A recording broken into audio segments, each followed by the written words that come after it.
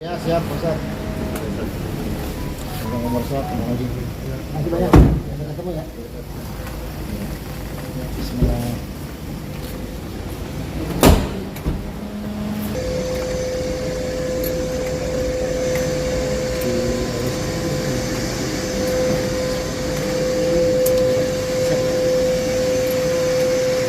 Apa tuh garis-garis tuh? Jatuh waktu pas kecelakaan tuh awalnya 1 2 nambah sekarang banyak. Udah 8 tapi masih hidup, ntar aja lah kalau udah mati baru.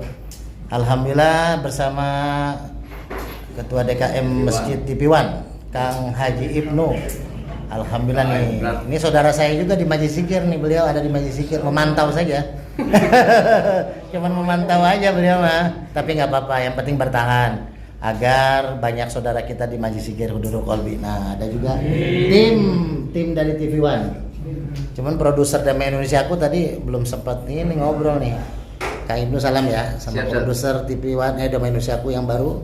Mudah-mudahan ya bisa ngisi lah di Damai Indonesia aku kan. Amin. Kan udah merah-merah nih TV1. Alhamdulillah. Berkah. Minyak urut udah dapat semua ya, minyak urut ya. Alhamdulillah, berkah. Hamil istri. Kalau kuasa Allah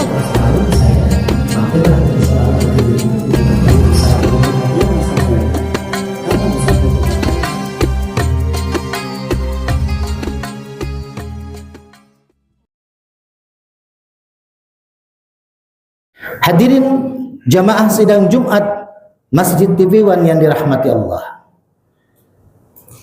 Ada beberapa orang yang bertanya, datang ke rumah, Ustadz, saya punya masalah Ustadz, masalah saya itu begitu berat sehingga kayaknya saya nggak akan mampu untuk memecahkan masalah saya yang satu ini. Ada yang datang dengan masalah rumah tangganya, ada yang datang dengan masalah pekerjaan dan usahanya. Setiap kita hidup pasti Allah berikan ujian yang namanya masalah. Kullu nafsin dha'iqatul maut, setiap yang bernapas pasti mati. Wa nabluukum, dan sebelum engkau mati kata Allah, aku akan uji kalian. Bisyarri wal khairi fitnah, dengan ujian keburukan dan ujian kebaikan. Semua pasti pernah punya masalah. Semua pasti pernah kena ujian. Tapi kadang kita pernah merasakan ujian yang begitu berat sehingga kita merasa ini ujian terberat dalam hidup saya. Ya Allah, ini ujian yang maha berat yang pernah saya rasakan dalam hidup saya. Hadirin yang dirahmati Allah, bulan Muharram, bulan di mana kita harus merenungkan para nabi dan rasul ketika mendapatkan ujian dari Allah. Nabi Adam alaihissalam terusir dari surga, 40 tahun Nabi Adam tidak bertemu istrinya Hawa di dunia. Di bumi mencari istrinya 40 tahun sambil bertobat. Rabbana zalamna anfusana wa illam taghfir lana wa tarhamna lanakunanna minal khasirin. 40 tahun baru bisa dipertemukan Allah dengan istrinya, diampuni taubatnya pada bulan Muharram. Nabi Nuh alaihissalam ketika sudah ingkar umatnya, lalu Allah memerintahkan bikin kapal, bikin perahu, lalu dia dihina, dianggap sebagai orang gila di tengah musim kemarau bikin perahu. Lalu setelah perahu jadi, diselamatkanlah Nabi Nuh dan umat-umatnya beserta binatang-binatang yang ada dari banjir yang begitu hebatnya, sampai pondasi Ka'bah pun ikut terserang banjir saat itu. Dan Nabi Nuh diselamatkan oleh Allah dengan umat-umatnya bisa bersandar kapalnya setelah banjir yang begitu hebat. Itu terjadi pada bulan Muharram. Nabi Ibrahim diuji oleh Allah, ingin dibakar oleh Raja Namrud di api yang begitu menyala. Lalu Allah perintahkan, ya narukuni bardan wasalaman ala Ibrahim. Jadilah dingin api, menjadi dinginlah kepada Nabi Ibrahim. Itu pun terjadi pada bulan Muharram. Nabi Ayub, puluhan tahun Nabi Ayub diserang penyakit yang begitu hebat, dari ujung kepala sampai rambut, dari ujung kepala sampai kaki. Bahkan anaknya meninggal dunia, istrinya meninggalkan dia, hartanya habis terbakar semua. Ujian begitu berat. Tapi Nabi Ayub berdoa, wa ayyuba idnada rabbahu anni massaniya durru wa anta arhamur rahimin. Ini doa Nabi Ayub. Nabi Ayub tidak minta doa sembuh kepada Allah, tapi Nabi Ayub minta kepada Allah agar penyakitnya ini tidak mengganggu ibadahnya dia kepada Allah. Dan Allah menerima doanya, Allah berikan kesembuhan. Setelah bertahun-tahun Nabi Ayub itu diberikan ujian sakit, dan itu terjadi pada bulan Muharram. Hadirin yang dirahmati Allah, ini pembuka daripada renungan kita. Hadirin yang dirahmati Allah, ini bulan Muharram tinggal beberapa hari lagi. Maka di waktu yang amat singkat di Jumat kali ini, ketika kita punya masalah yang begitu besar, yang kadang kita secara logika kayaknya nggak sanggup kita mengatasinya, nggak sanggup kita nih menyelesaikannya, entah rumah tangga, entah pekerjaan, entah usaha, maka ikuti perintah Rasul. Kata Rasulullah, lakukan 6 hal, dan ini saya akan ceritakan amat sangat pendek saja dan mudah-mudahan bisa dipahami. Yang pertama, ketika kita punya masalah, maka Rasul memerintahkan kepada kita, masalah begitu berat sehingga kita sudah tidak sanggup untuk memikulnya, falyatawaddo, kata Rasulullah, perbaiki wudumu. Wudu bukan hanya dipakai ketika kita mau sholat. Wudu bukan hanya sekedar bilasan muka, bilasan tangan. Maka kenapa orang yang sehabis mandi bersih dari ujung kepala sampai kaki disabuni, disampoi, tapi tetap harus berwudu ketika mau sholat? Karena kalau mandi membersihkan badan, membersihkan daki, tapi kalau wudu menjernihkan hati dan pikiran. Coba tengok kalau kita punya masalah, kalau kita sudah berat, ribut dengan istri, ribut dengan atasan, ribut dengan customer, buru-buru kita ambil air wudhu. Wajah kita basuh, tapi hati kita yang akan tenang. Wajah kita basuh, tapi pikiran kita akan semakin terasa nyaman. Hadirin yang dirahmati Allah, para sahabat, para ulama mendawamkan wudhu. Imam Al-Ghazali, pengarang kitab, salah satunya kitab Ihya Ulumuddin, beliau ini menjaga wudhunya, bahkan wudhu sholat isya bisa dipakai untuk sholat subuh. Bayangkan kita wudhu sholat maghrib belum tentu bisa dipakai wudhu untuk sholat isya. Karena menjaganya wudhu bukan berarti harus menahan buang air kecil, menahan buang angin. Artinya ketika kita batal wudhu, buru-buru kita wudhu kembali. Karena banyak hikmahnya, tidak akan sanggup saya jabarkan pada kesempatan siang ini. Tapi intinya orang yang menjaga wudhu, maka dia akan menjaga pandangan dia. Orang yang menjaga wudhu, maka dia akan menjaga lisannya dia. Karena dia merasa punya wudhu, bersih hati dan pikiran. Yang kedua, ketika kita punya masalah yang begitu berat, kata Rasulullah SAW, setelah berwudhu, fasallu rok'ataini, sholat 2 rakaat, sholat hajat, sholat yang kita lakukan 5 waktu, itu kebutuhan kita, itu kewajiban kita. Tapi ada sholat-sholat lain yang diundang oleh Allah untuk kita di saat-saat tertentu ketika kita punya masalah. Salah satunya adalah sholat hajat.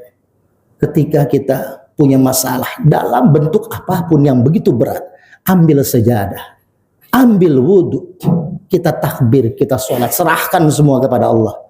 Inna salati wa nusuki wa mahyaya wa mamati lillahi rabbil alamin. Semua hidup matiku ya Allah, urusanku semua aku berserahkan kepadamu ya Allah. Salat hajat, minta kepada Allah, minta kepada Allah. Itu yang kedua. Yang ketiga, ketika kita punya masalah, ketika kita punya keinginan yang begitu berat untuk kita raih, maka kata Rasulullah, faqira'atul Qur'an, baca Quran. Habis sholat jangan langsung Allahumma lantas jalan, tapi Allahumma antas salam, berikan selamat dulu, doa dulu, zikir dulu. Wabil utama baca Quran, walau ayat, walaupun 1 ayat. Kenapa? Syahrul Ramadan alladzi unzila fihil Quran hudal linnas, petunjuk buat manusia. Wa bayyinatin minal huda wal furqan, dan untuk pembeda antara yang baik dan yang buruk. Jadi Quran pegangan kita. Quran pegangan kita. Kalau kita punya guru pertama bilang A, guru kedua bilang B, guru ketiga bilang C, mana yang harus kita ikutin? Yang kita ikutin ketika guru kita sesuai dengan Al-Quran. Ini Quran pedoman kita. Nggak akan sesat orang yang memakai Quran. Nggak akan hilang arah kalau kita pakai Quran. Semua ada di Quran. Maka pelajari, baca Al-Quran. Salah satunya ayat yang saya awal bacakan, surat Ali Imran ayat 26-27. Qulillahumma malikal mulk. Allah yang maha raja dari orang-orang yang mengaku dirinya raja. Qulillahumma malikal mulk tu'til mulka man tasha. Allah yang menitipkan kalian bisa menjadi raja. Allah yang meridhoi kalian makanya menjadi pemimpin. Ada raja, ada presiden, itu semua sudah ditentukan oleh Allah. Allah yang bisa meninggikan, menjadikan seseorang itu raja dan bisa menjatuhkannya. Wa tu'izzu man tasya wa tudhillu man tasya. Allah bisa menjadikan orang itu mulia dan Allah pula yang bisa menjadikan orang itu hina. Biyadikal khair, dengan kekuasaan Allah. Jadi kita nggak usah khawatir. Kalau kita sedang diuji, dihina di satu tempat pekerjaan kita dituduh tapi kita tidak melakukannya, maka serahkan kepada Allah. Ikuti tadi wudu, sholat hajat, baca Quran. Baca, yakin, minta ke Allah. Ud'uni astajib lakum. Wa idza sa'alaka ibadi anni fa inni qarib. Ya Muhammad, katakan kepada umatmu, kalau umatmu bertanya, di manakah aku Robnya, maka aku itu dekat. Minta kepada Allah jalan keluar. Inna ma'al usri yusra. Dalam kesulitan menyertailah kemudahan. Tidak ada istilah setelah kesulitan baru ada kemudahan, tapi disertai berbarengan. Ketika Allah berikan ujian, bayangkan 1 tahun saya jadwal penuh.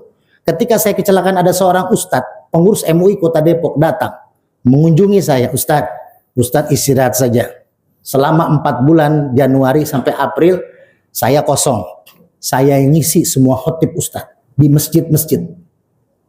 Seluruh bisyarohnya 100% buat ustadz berobat. Bayangkan, mana ada seorang ustadz yang mau menggantikan badal kita khotib, tapi semuanya diserahkan kepada kita. Itu maunya Allah. Qulillahumma malikal mulk. Tidak ada yang tidak mungkin bagi Allah. Maka jangan pernah khawatir. Jangan pernah takut. Itu yang ketiga. Yang keempat, setelah baca Quran, maka doa, minta kepada Allah. Itu disertai berbarengan tuh. Habis wudu, sholat. Habis sholat, baca Quran. Habis baca Quran, doa, minta. Mintanya yang spesifik sama Allah. Ya Allah, saya punya masalah nih Allah. Kalau kita punya masalah rumah tangga, bawa tuh buku nikah. Tempel di sejadah kita. Ustadz, ini nggak ada ajarannya. Bukan ajaran ini. Kita minta kepada Allah. Taruh di sejadah, ya Allah. Ini saya sudah 10 tahun nikah, ya Allah. Buku nikah ini saksi di mana engkau menyaksikan aku ijab kabul dengan istriku, ya Allah. Dengan namamu, ya Allah. Jaga, ya Allah, rumah tanggaku, ya Allah. Kasihan anak-anakku masih kecil-kecil kalau kami sempat pisah. Minta kepada Allah. Tumpuk di atas sejadah tuh buku nikah. Sambil cek, apakah masa berlaku sudah habis atau masih panjang. Kenapa? Karena kita kadang tidak pernah menengok buku nikah kita. Di situ ada hak dan kewajiban antara suami dan istri. Ketika kita punya masalah, nih rumah mau diambil nih sama debt collector, ambil kunci rumah, taruh di atas sejadah. Minta kepada Allah spesifik, ya Allah, ini rumah mau diambil, ya Allah. Engkau yang memberikan aku tempat tinggal, ya Allah. Engkau pula yang akan bisa memberikan solusi buat hambamu ini, ya Allah. Minta yang spesifik sama Allah. Lalu kata Rasul, setelah melakukan yang keempat, yang kelima, ikhlas, pasrah. Pasrahkan pada Allah. Kita sudah mengikuti anjuran dari Rasulullah. Sudah berwudu, menjaga kesucian hati dan pikiran. Sudah sholat untuk mendekatkan diri kita kepada Allah. Untuk membaca Quran, agar kita mengikuti jalur rel yang diatur oleh Allah dan Rasulnya. Lalu kita sudah berdoa, memohon kebaikan Allah dan jalan keluar dari Allah. Wa may yattaqillah yaj'al lahu makhraja. Orang yang bertakwa kepada Allah akan diberikan jalan keluar oleh Allah. Wa yarzuqhu min haitsu la yahtasib. Dan akan diberikan jalan keluar itu, rezeki Allah itu dari tempat yang tidak pernah dia sangka, dari orang yang tidak pernah dia duga. Maka lakukan itu, dan setelah itu dilakukan, patawakkal ala Allah, pasrahkan kepada Allah. Kalau kita sudah memohon seperti itu, taruh lagi tuh, masih ada di sejadah buku nikah. Ya Allah, saya sudah berdoa, ya Allah. Tapi kalau engkau merasa ini yang terbaik, aku harus berpisah, meninggalkan istriku, ya Allah. Aku ikhlas pasrah. Yang penting mudah-mudahan istriku mendapat suami yang lebih baik daripada aku. Anak-anakku mudah-mudahan bisa dapat bapak yang lebih baik daripada aku. Allah yang tahu. Yang sudah di pengadilan bisa rujuk kembali kalau Allah mau. Maka hadirin, jangan pernah kita meragukan rahasia kebesaran Allah. Dan yang terakhir, yang keenam, ini yang kadang suka kita lupakan. Karena kita kalau lagi susah, ada orang lain datang ke rumah kita. Pak, saya minjem duit, Pak. Saya juga lagi susah, kamu minjem duit. Padahal hadirin yang dirahmati Allah, itu malaikat yang dikirim oleh Allah untuk membuka jalan keluar kita. Karena yang keenam, kalau kita pengen masalah kita kelar, fal yatasaddaq, bersedekahlah. Ustadz, kita lagi banyak masalah, banyak hutang, masa disuruh sedekah? Itulah ujian dari Allah. Bersedekahlah.